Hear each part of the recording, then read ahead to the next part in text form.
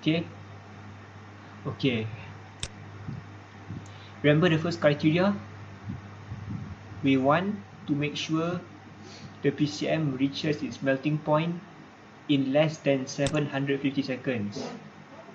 Meaning that we want the PCM to reach temperature of 10 degrees Celsius in less than 750 seconds. Remember, the initial temperature of the PCM is 27 degrees Celsius. Okay? Okay. And we got this value. How I get this value is this. You get 395. This, then you get the mass. Mass is what? 0.685. Multiply the specific heat capacity. Multiply the temperature difference. 27 minus 10. This is how I get this value. And our results show that the results is very favorable because we only needed 58 seconds for 59 seconds to reach 10 degrees Celsius, which is actually very good. Okay, now the next criteria, which is to ensure the new compressor off time must be more than 34 seconds. Okay, no, not 34 seconds, 37 seconds. Okay, for the compressor off time, the equations, I make it much more simpler than last time. Okay, here is why the equation is like this. There's only one formula: convection from air to aluminum film. Okay, because when the compressor is off, the fan turns on. Okay, when the compressor is on, the fan does not turn on. The blower does not turn on. Okay, the blower does not turn on, and basically this PCM unit is in a closed unit. Simple as that. But when the compressor is off, the PCM unit is open and the fan is turned on, which is why the blower sucks in hot air into the PCM unit. And when the hot air enters the PCM unit, it does not make contact with the refrigerant pipe. Instead, the hot air, it makes contact with the aluminum fins. You see? You only make contact with the aluminum fins. You don't see the air touching the refrigerant pipe. Understand? Okay. So to do so, the formula is simple. The convection is 1 over HA. H is convection coefficient of air. Area is surface area of the whole aluminum fin. Alright? Okay, so how we do this? How to find the surface area? Okay, in SolidWorks, the surface area of this is already given. Just look at the mesh property and you get this. The surface area is 23,000 square millimeters. Okay, and then how many aluminum fins are there? There are 148, if not mistaken. 148 aluminum fins in total. So the surface area is, you multiply that 23,000 square millimeter with 148, then you get this. Total surface area of the fin is 3.435 square meters. Okay? Okay. Now, the resistance is 1 over HA, which is 34.7 multiplied by this value. You get this value. So the new compressor off time will be this one. The new compressor off time will be this 110,801.25 over 3,000, which is the cooling load of the room, minus how much? Minus this value.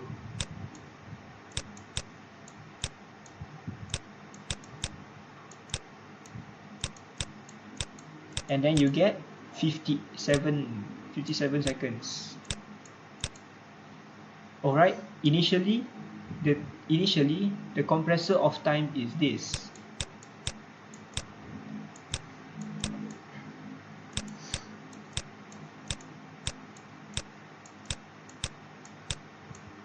You get 37 seconds.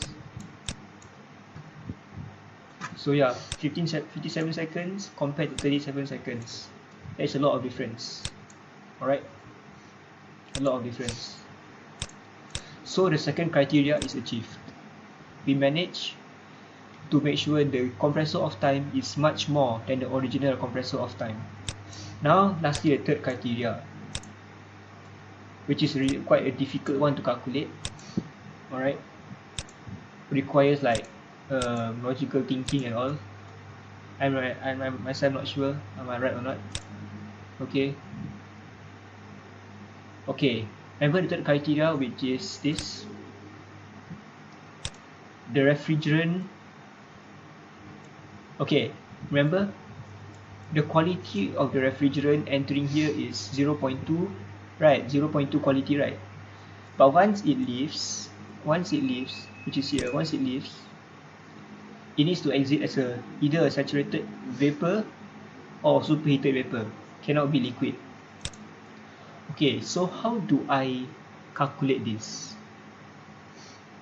Okay, I somehow maybe got this value from the internet. I'm not sure is it correct or not, about the velocity of the refrigerant, which is how much? How much is it? This one, 1.524 meter per second. The speed of the refrigerant is 1.524 seconds. Okay, how do I somehow get this value? Is from this one lah. Liquid lines from the receiver to the evaporator should be 300 feet per minute. 300 feet per minute, which is equivalent to 1.524 meter per second. Okay, now we know the speed, and now you want to find time taken for the refrigerant to travel from the inlet to the outlet of the PCM unit, which is distance over time lah. How much you get? 13.5 length over speed. 13.5 divided by 1.524. You get this much. So the refrigerant needs 9 seconds. Okay, the refrigerant needs 9 seconds to travel from the inlet to the outlet of the PCM unit. 9 seconds 9 seconds. Okay, now moving on to the trickier part.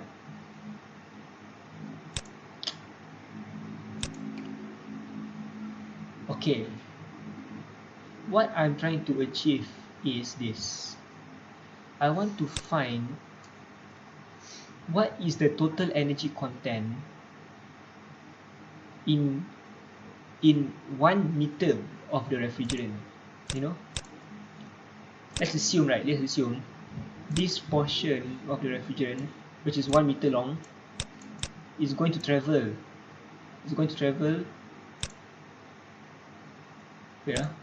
we assume that this 1 meter portion of refrigerant is going to travel all the way to the outlet. Okay, what I want to do is I want to find the energy content in this 1 meter of the refrigerant. So what I need to know is what is the mass of this portion, of this 1 meter portion, and then multiply and then find the energy content. Two things: mass of the refrigerant portion and energy content. Okay, to find the mass, I need to know what the specific volume of this. which is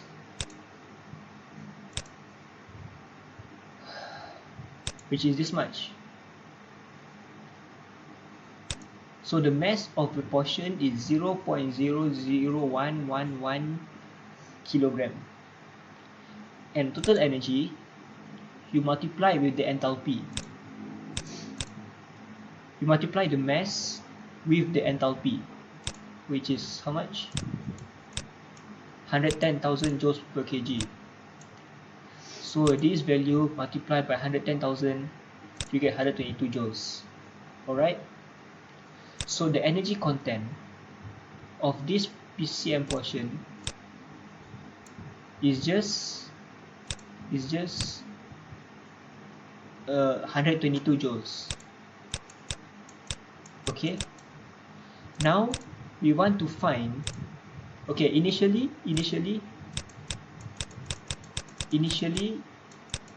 this portion of refrigerant is 122 joule.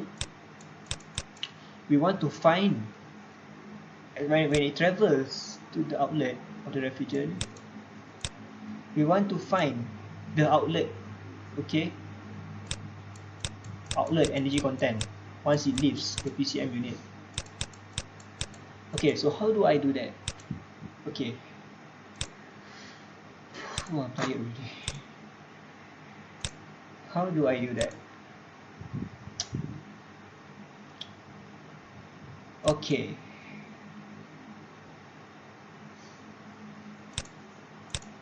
for every 1 meter the refrigerant travels inside the PCM unit, the refrigerant will gain 29.31 watts. 29.31 watts.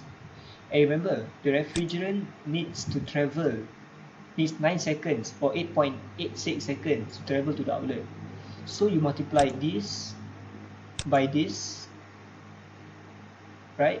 You multiply this by this, you get 259.64 joules, which means this.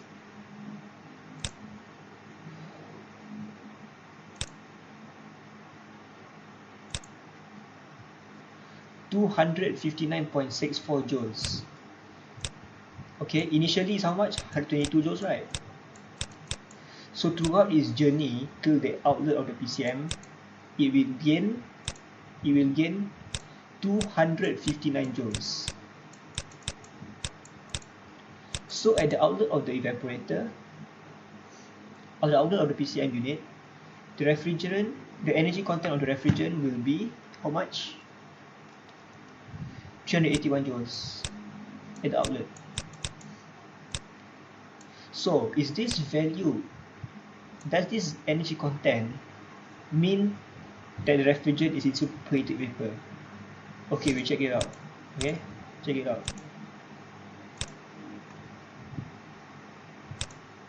What I do is I multiply the enthalpy of a refrigerant, that saturated vapor, which is 281,000, times the mass of the PCM, which is multiply the enthalpy of the refrigerant at the saturated vapor state, multiply that value with the mass of the PCM, and you get this value, 312 joules. So our value is 382 joules, which is higher than 312 joules, meaning that the refrigerant leaves the PCM unit as a superheated vapor.